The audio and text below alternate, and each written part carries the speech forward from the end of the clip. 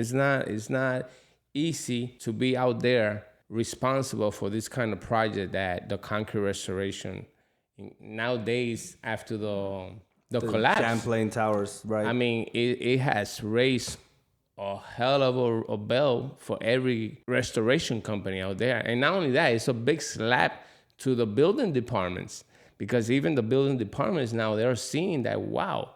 I mean, when you go to this building that haven't had a proper maintenance, or when they bump to the 40-year like now, Yeah. you bump into this 40 years certification, and 80% of the owners they didn't even know what was really happening with their structure.